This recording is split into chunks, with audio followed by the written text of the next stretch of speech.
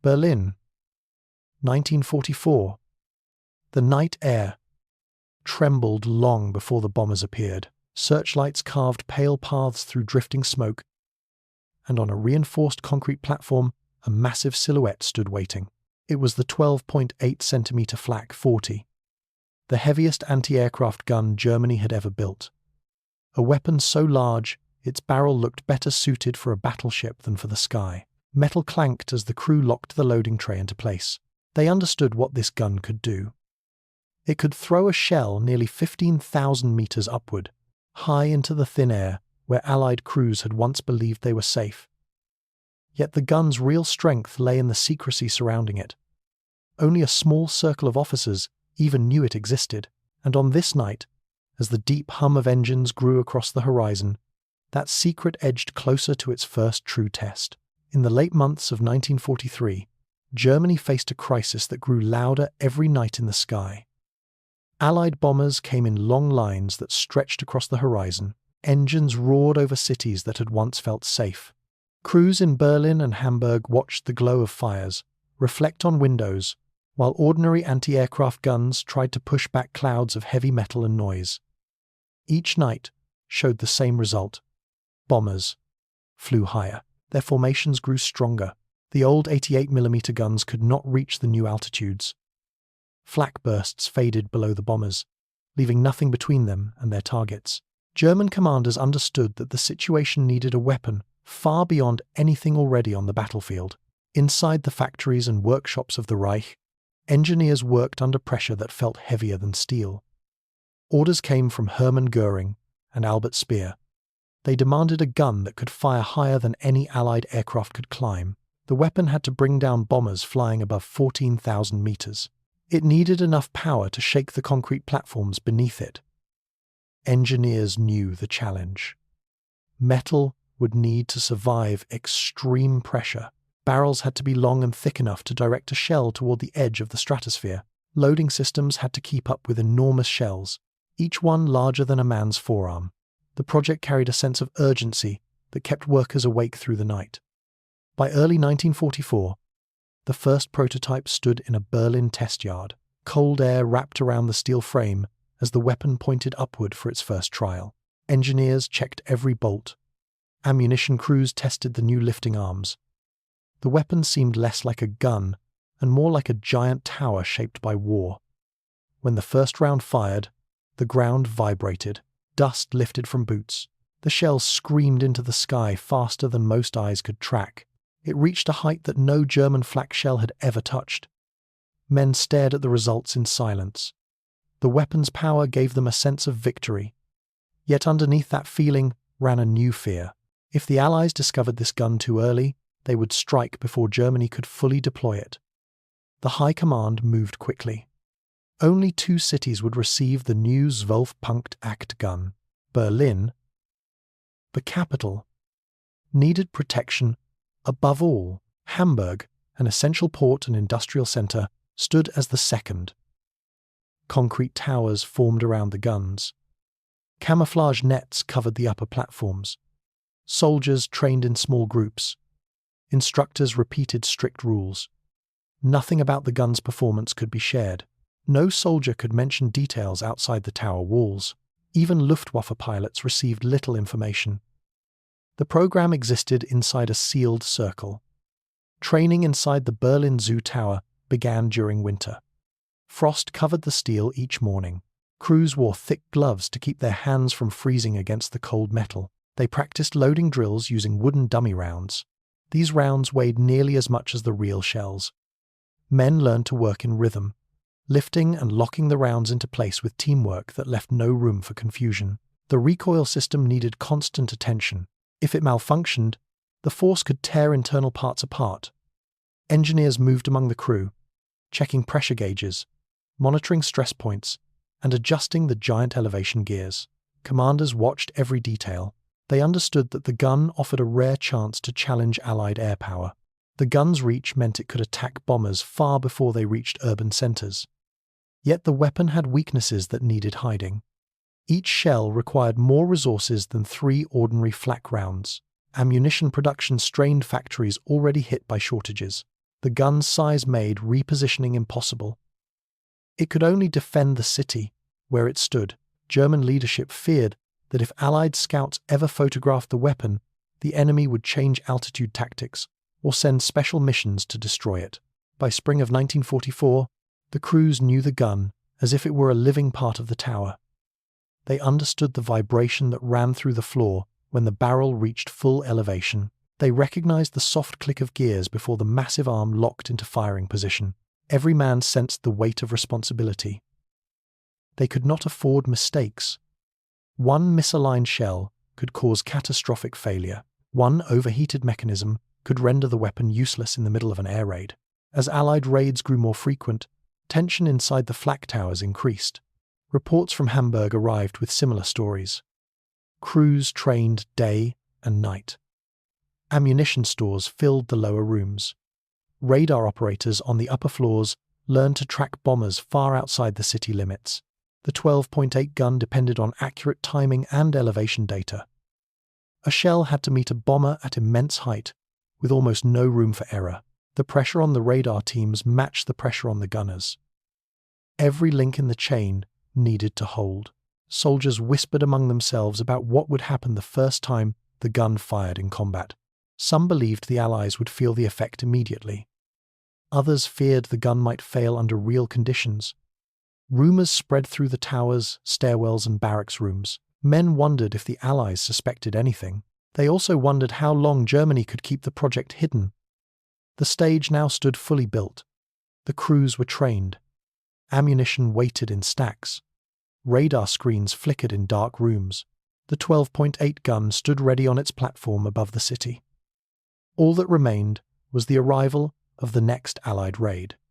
When it came, the sky would become the battlefield where the gun's true power would first be tested. The first real test arrived on a cold winter night in early 1944. Snow covered the rooftops of Berlin, turning the ruined streets into pale shapes under the moonlight. In the zoo tower, the radar team worked in a dim room filled with the soft hum of electrical equipment. The screen glowed green as faint signals began to appear along the outer edge. At first, they seemed like small dots. Within minutes, the dots stretched into a long, curved arc, moving toward the city. The operators exchanged quiet looks. The Royal Air Force was coming again. The alarm bell rang through the hardened concrete walls. Boots hit metal staircases as crews rushed to their stations. Gunners pulled on heavy coats and helmets. The smell of oil and cold steel filled the air. Men moved to the loading platform, where the 12.8 gun waited with its barrel pointed toward the sky. Frost clung to the metal surfaces. When you laid a hand on the gun's frame, it felt like touching a block of ice. Yet something about facing a real air raid felt different. This time the bombers would not be practice targets. This time the gun needed to prove what it had been built for. Above the city, searchlights switched on one by one. Their beams swung slowly across the sky, like bright white ropes trying to pull the darkness apart. The distant drone of engines drifted closer. It started as a low hum, then rose into a deep rolling sound. People inside the tower recognized the tone of 4-engine British bombers. The crews worked faster. The loading team brought up the first real high-altitude shells. Each one gleamed with fresh paint and carried a fuse built to function in the thin air far above ordinary flak bursts. The gun commander stood near the elevation wheel, listening to the radar operator's calls through a wired headset. The radar team guided the gun by reading altitude, distance, and bearing. One wrong calculation could waste a round or miss the bomber stream completely. Inside the radar room, the team watched the formation draw closer. Lines on the plotting board stretched across the map of northern Germany. The bombers were approaching from the northwest. Their altitude climbed above 12,000 meters, higher than the old guns could reach. On the gun deck, the crew felt the shift in the tower's atmosphere as tension spread through the room. Men checked each other's equipment.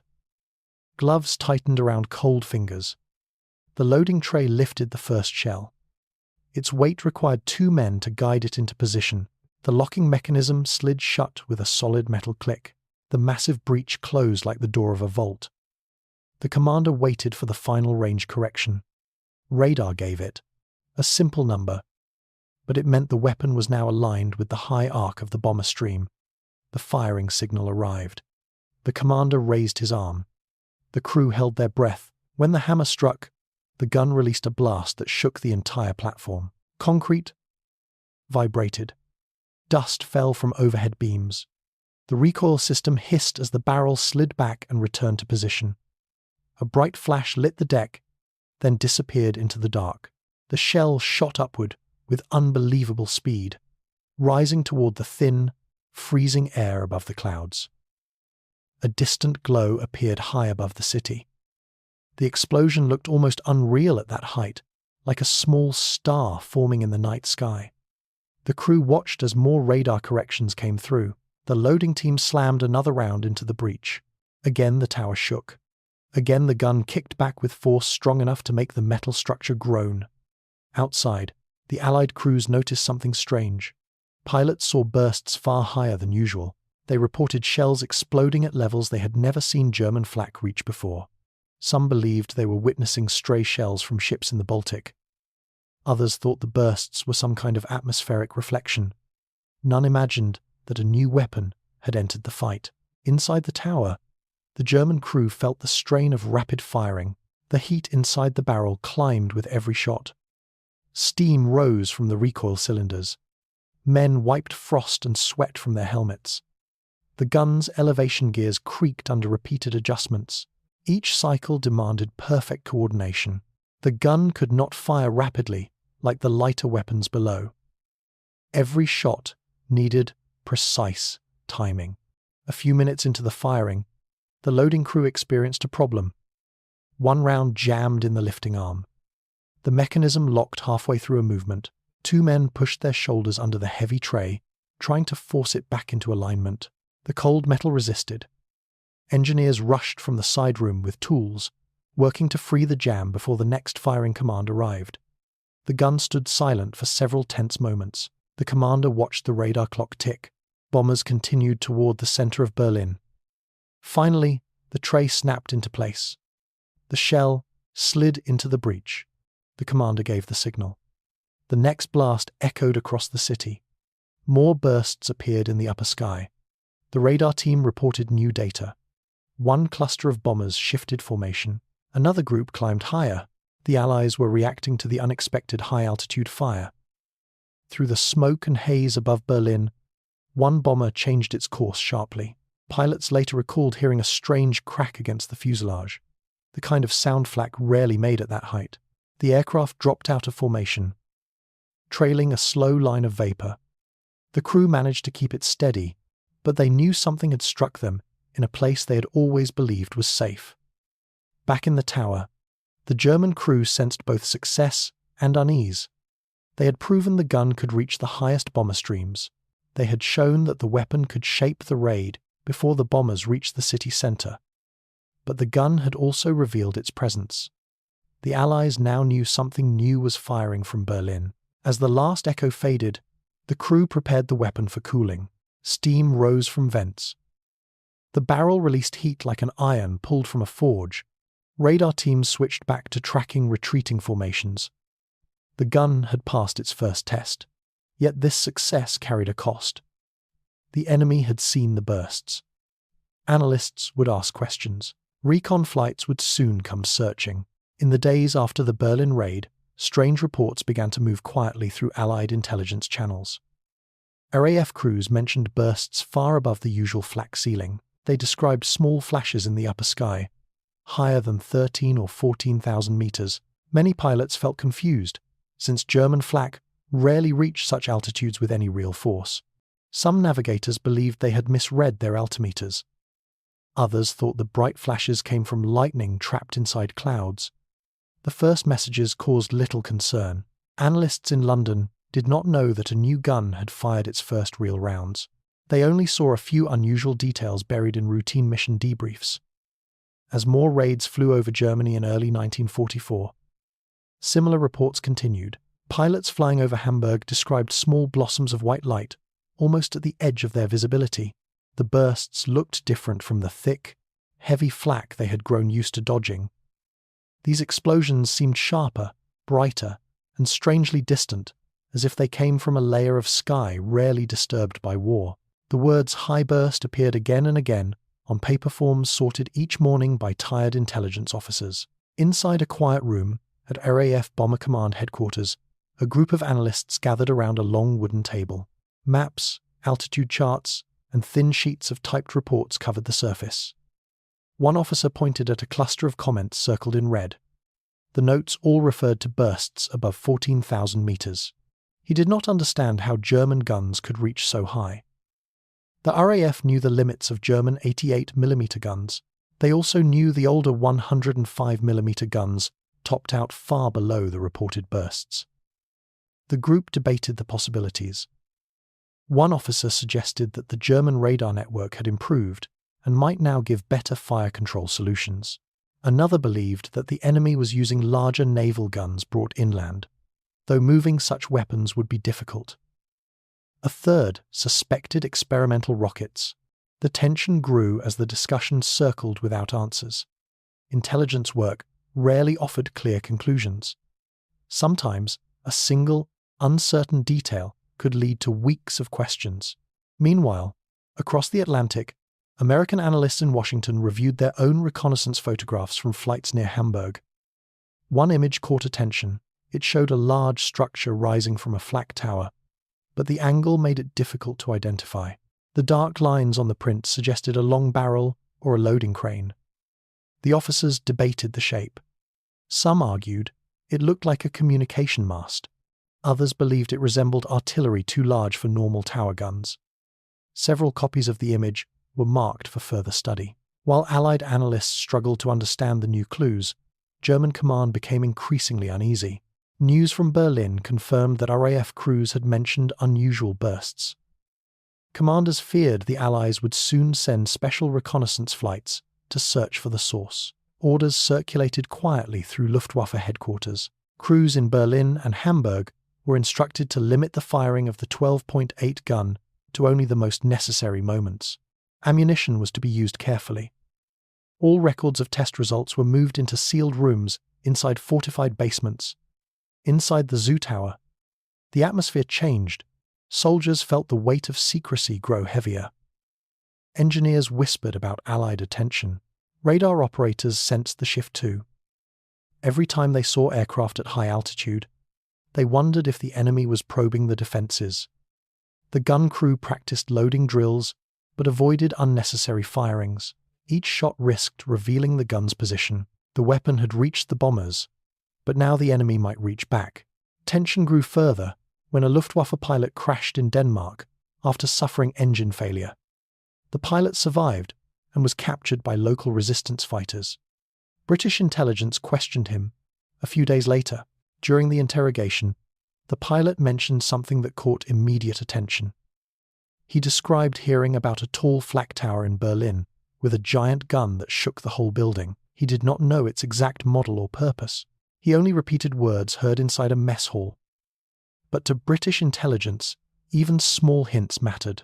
The comment appeared in an intelligence summary, marked for priority review. Once the British analysts compared this pilot report with the earlier burst sightings and the unusual reconnaissance photograph, a new theory formed. Some officers proposed that Germany had built a new heavy anti-aircraft gun, larger and more advanced than anything previously identified. The analysts did not know the true size of the 12.8 gun. They also did not know it had only been installed in Berlin and Hamburg. But they understood that something powerful existed high above those cities. Back in Berlin, German officials gathered inside a smoke-filled conference room. Speer's representatives, Luftwaffe officers, and several engineers discussed the growing Allied interest. They feared that the enemy would soon try to photograph the gun directly. The German leaders agreed that any attention from Allied intelligence threatened the secrecy that protected the weapon. A decision was made that the gun crews would operate under strict new rules.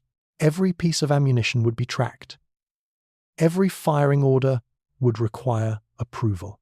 All maintenance logs would be locked away in guarded rooms. Inside the towers, the crews adapted to the new restrictions. They reduced training sessions. They cleaned the barrels quietly during night hours. The radar team kept watch over the sky without speaking much. The towers felt less like living positions and more like silent fortresses. Even footsteps echoed along the concrete floors. Men sensed that they stood at the center of a secret, now larger than any of them expected. The pressure inside both German cities continued to build as Allied planners prepared to learn more. Crews in London requested clearer photography from high-altitude reconnaissance aircraft. American analysts asked for new overflight missions near Hamburg.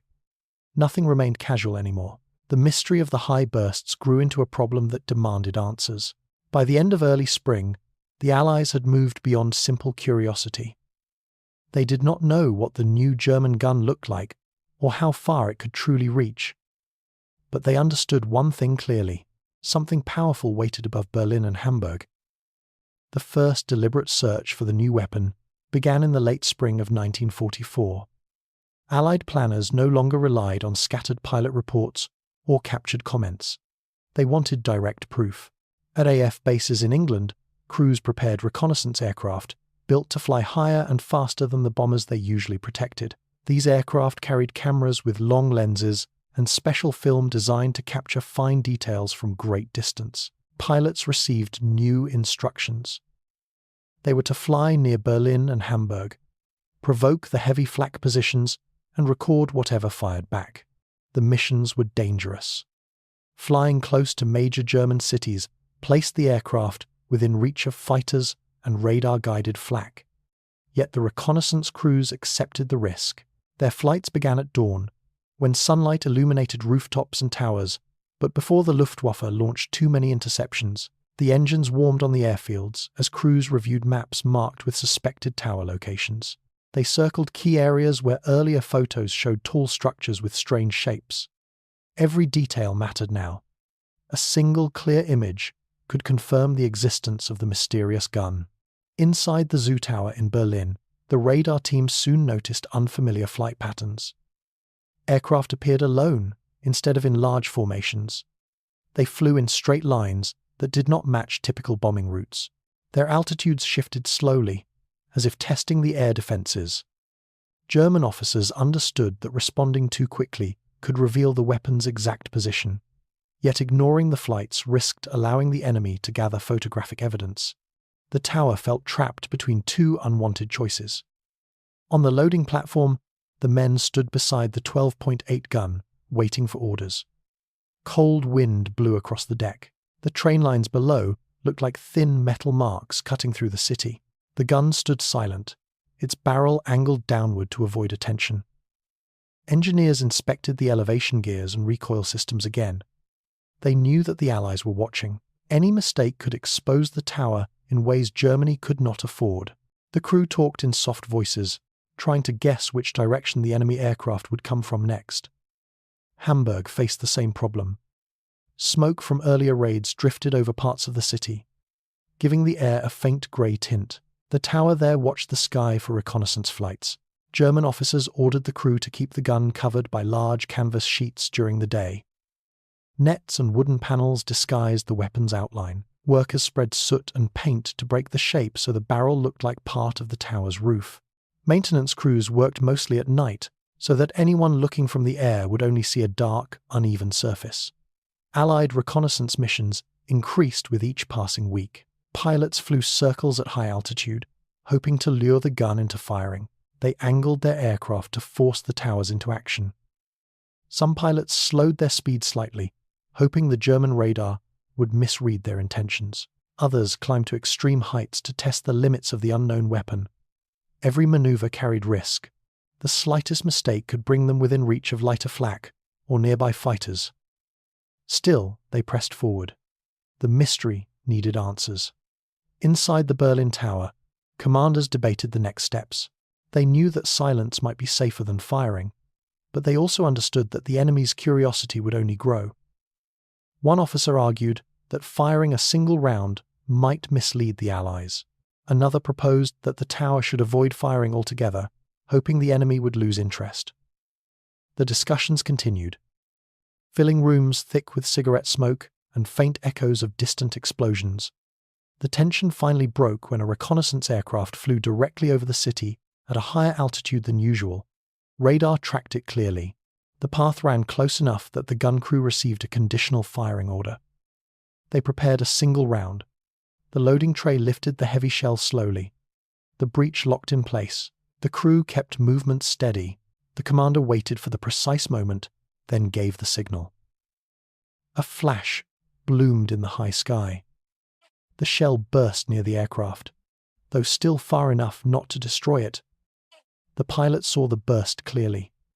He reported a giant tower gun, with unusual muzzle flash, but he could not photograph it through the haze.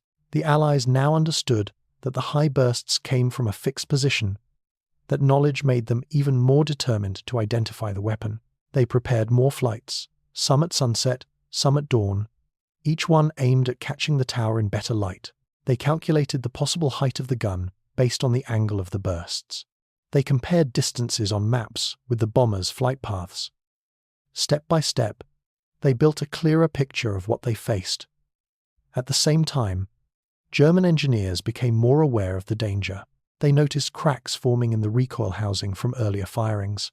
Ammunition supply lines struggled to deliver enough high-altitude shells.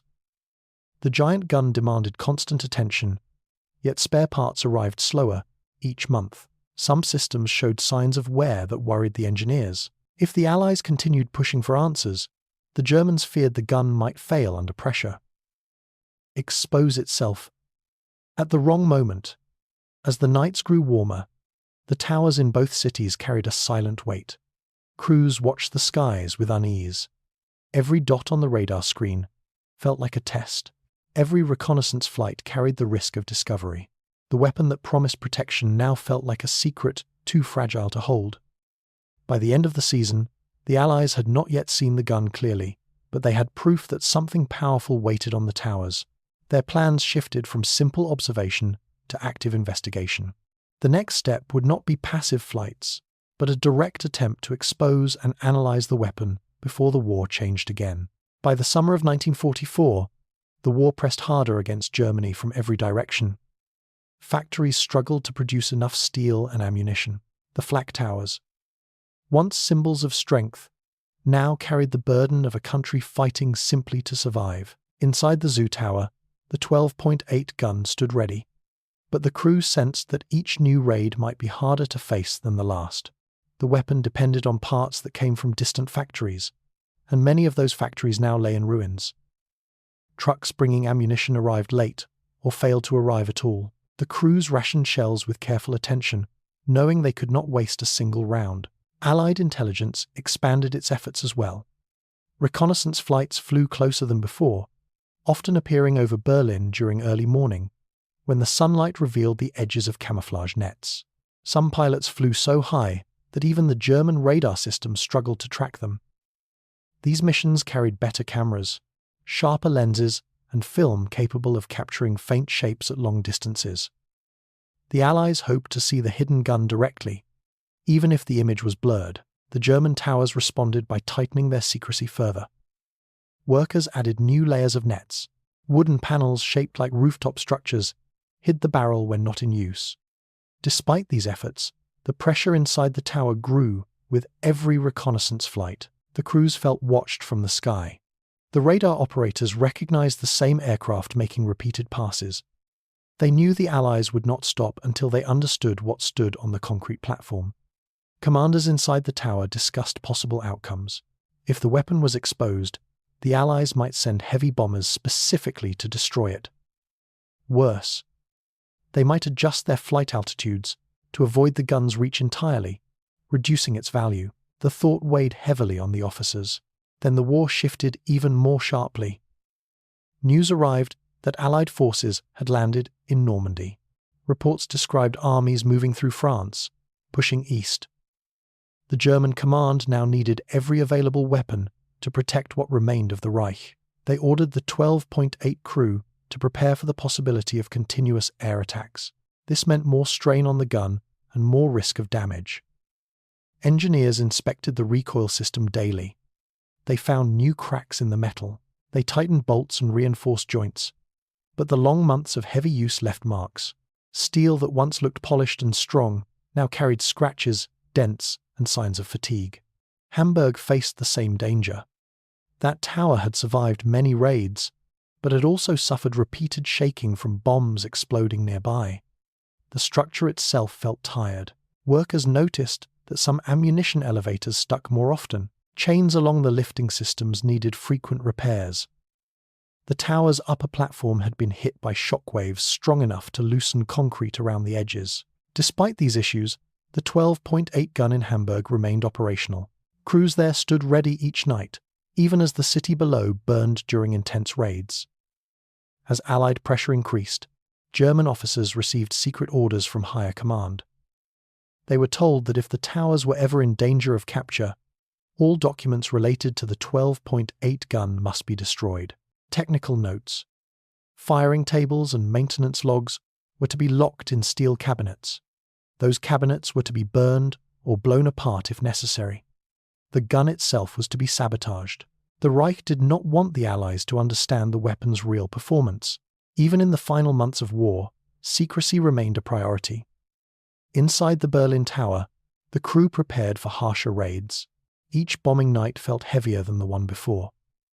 The gun fired less often now, but when it did, the shock travelled down the tower like a pulse of force.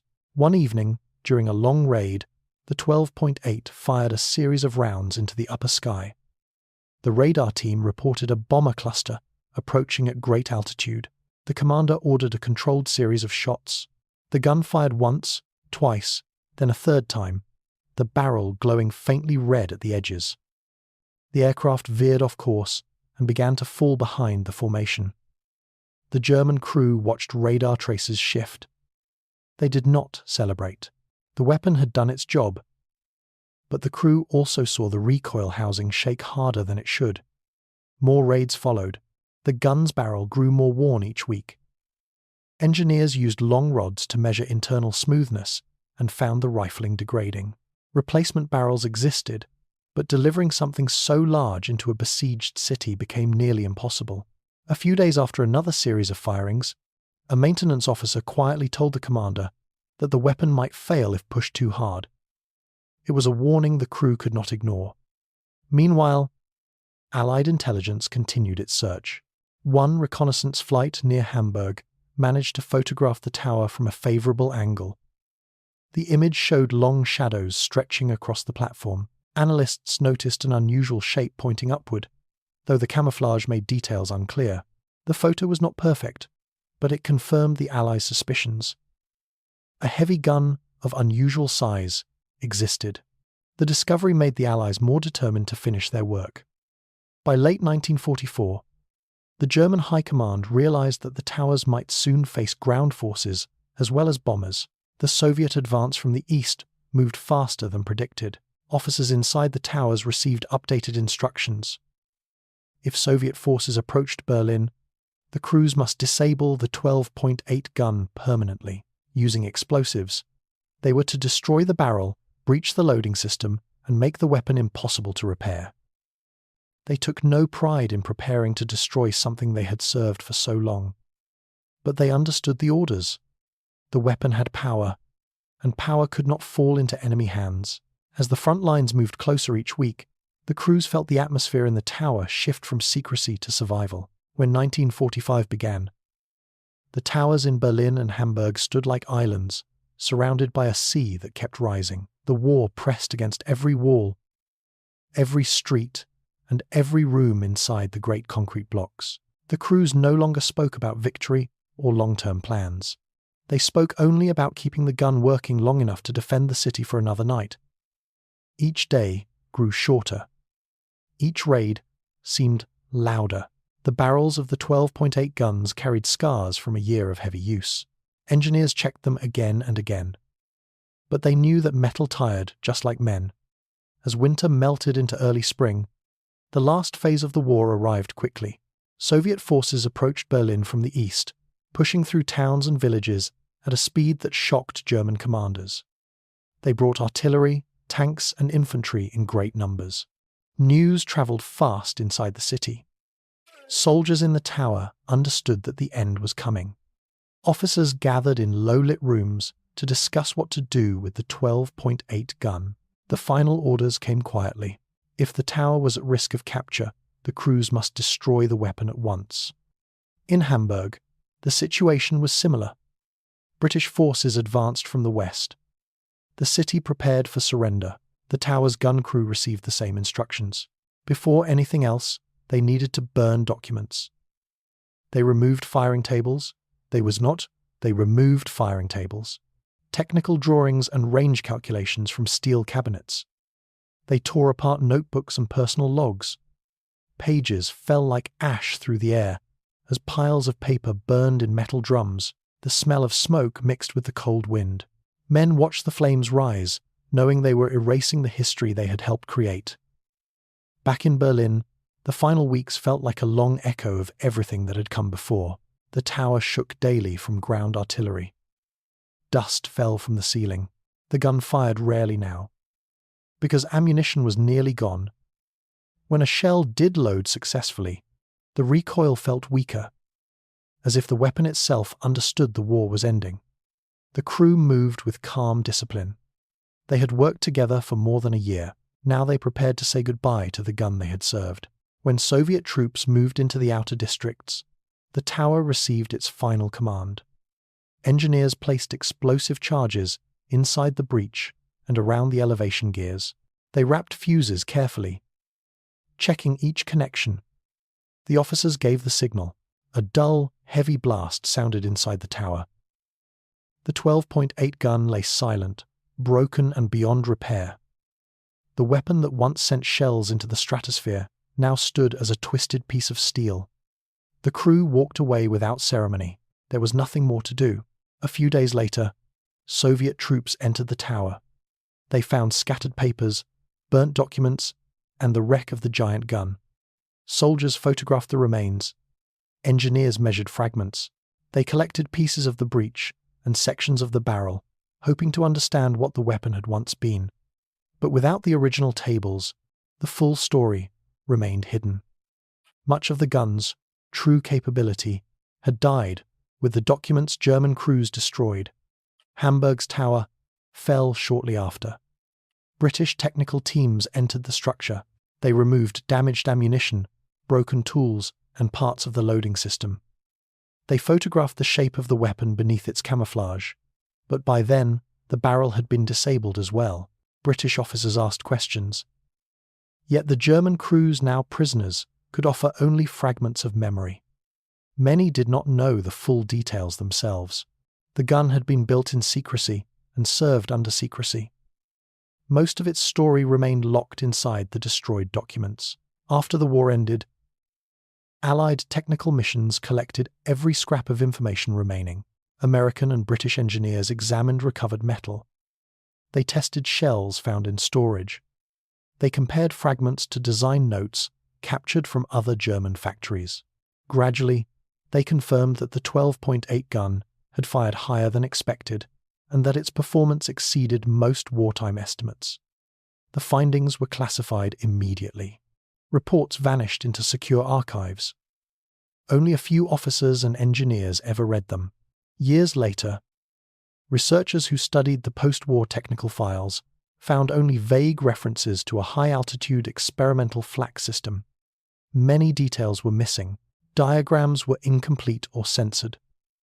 Official histories focused on more famous weapons, leaving the 12.8 gun in the shadows. Only the men who had served on the towers remembered its full power. Berlin rebuilt slowly after the war. The tower eventually stood empty, a hollow structure of concrete and memory. People walked past it, without knowing that a giant gun once pointed toward the sky from its roof. Hamburg's tower became part of the rebuilt city as well, its wartime role rarely mentioned. What had once been Germany's greatest anti-aircraft secret faded into the background of everyday life. In Allied vaults, sealed files documented what little survived. Some photographs showed the twisted remains of the gun. Others captured distant flashes in the upper sky from the early raids. Engineers wrote notes about possible improvements, but no project developed from them. The gun had been created for a moment in history that ended before its full meaning could be understood. The Allies preferred silence. They believed that revealing the weapon's performance might inspire new arms races, and so the 12.8 gun remained hidden. Not just by the Germans who built it, but by the Allies who captured it. What had once defended Berlin and Hamburg at extreme altitude became a quiet secret stored in boxes marked with coded labels. Its story lived only in memory, fragments of files, and the traces left behind on the towers it once guarded.